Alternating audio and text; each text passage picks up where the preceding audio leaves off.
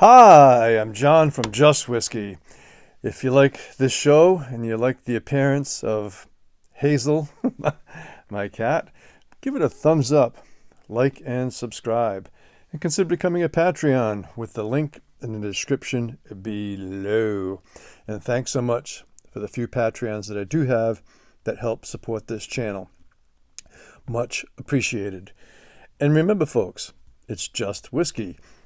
Today, we are going to be reviewing the much talked about, much debated Campbeltown Lock. Okay, the light versus the dark. Okay, and as you can see, these are samples that were gifted to me by a friend from a local whiskey group that I'm at. So these are authentic.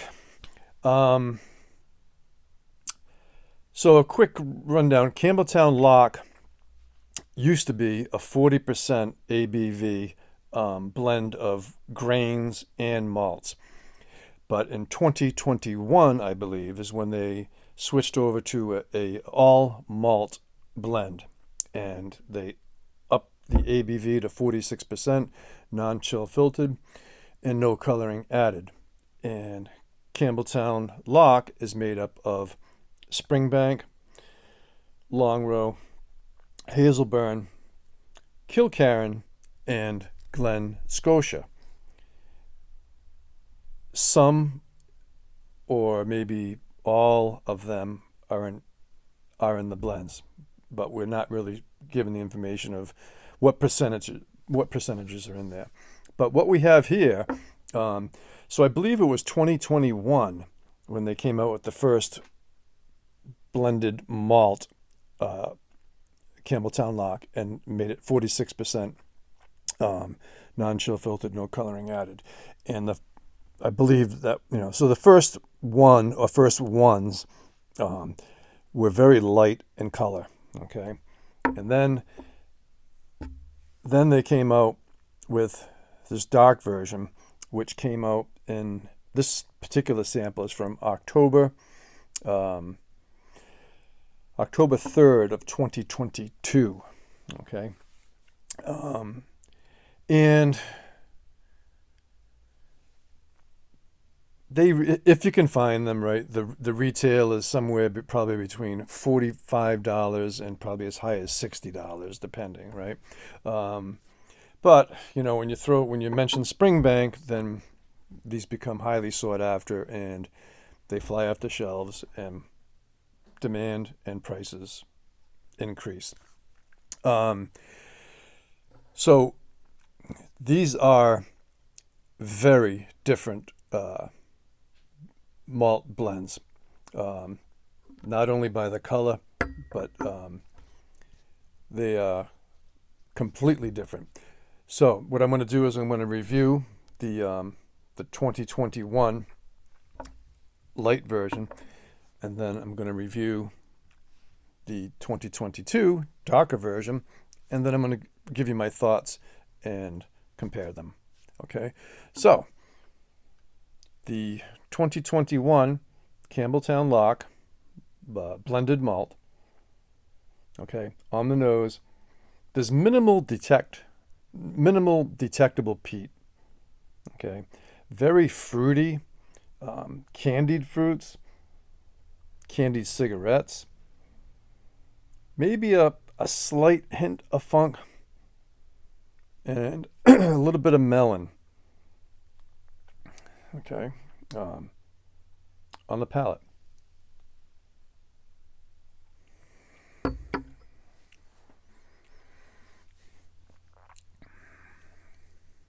Okay, on the palate, it's thin, light, delicate.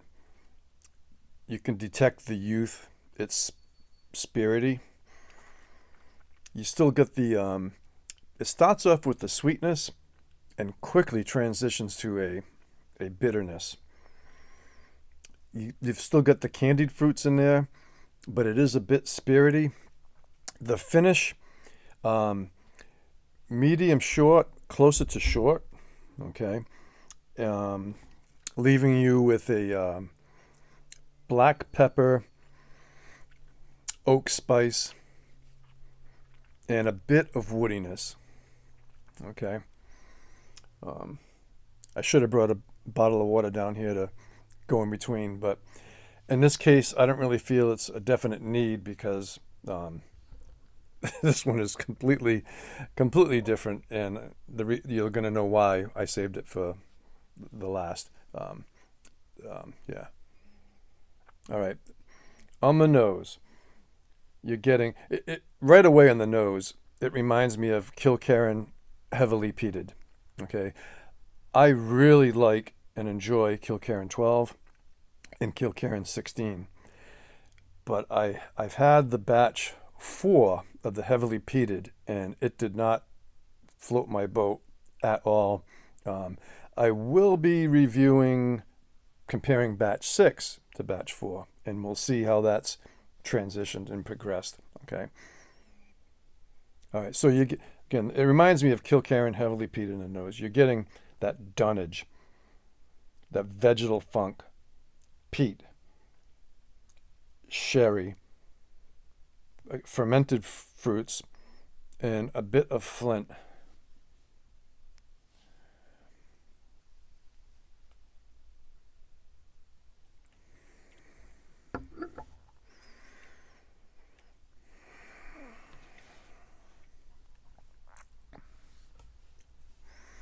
Okay, on the palate, it's got more of a mouthfeel than the 2021 lighter version. It's less sweet. It's more astringent. You're getting those fermented fruits, dry, a chalkiness, and I'm picking up like a bit of incense, which was kind of hard for me to nail down. The finish is a medium short plus, or I can reverse that and call it a short plus to medium finish. The finish is a little more substantial. I think it's just because of the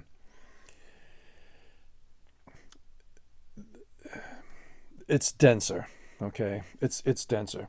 But it finishes with a dry chalkiness, but much more of a woody, a lingering woody aftertaste in the finish.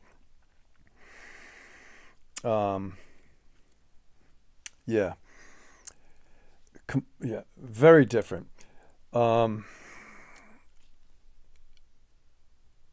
So the 2022 one does remind me of. I think there's a bit of Kilkerran heavily peated, and maybe a little bit of Longbrow in there. Whereas the 2021 lighter version, it reminds me a little bit of Compass Box Orchard House in that same vein, but Compass Box Orchard House has so much more viscous palate than this. But if somebody gave me these blind, definitely I could tell this is a Campbeltown region, the 2022. Whereas if you gave me the 2021 lighter version, I probably couldn't tell you that it was Springbank. Okay. All right. So score-wise, I'm going to score them, for my enjoyment, the same. But we're going to talk about it a little bit more. Not much more, but a little bit more. I'm going to give each of these an 84. And that depends on price and your comfort range. I think it's interesting that they're having dramatic differences with each batch. I mean, it's dramatic. For my comfort range, if I found a Campbeltown Lock for American to me these are $40 to $45. Like, that's the value range from my perspective. But in today's climate, maybe $45 to $50. But much more than that, I'm not so sure. But again, they are completely different. If you like that Kilkerran heavily peated long row kind of a deal, then the newer batch in 2022 I think you'll enjoy it. And the 2021, I probably, if I had to pick one, it would be the original 2021. Only because I'm not a big Kilkerran heavily peated fan. So I would probably gravitate towards the older, lighter one, which is more fruity, and it is light and it's youthful. So I think that just about sums it up, right? So if you like today's show, give it a thumbs up, like, and subscribe. Consider becoming a Patreon with the link in the description below. And remember, folks, it's just whiskey. So hats off to you all, and take care, folks.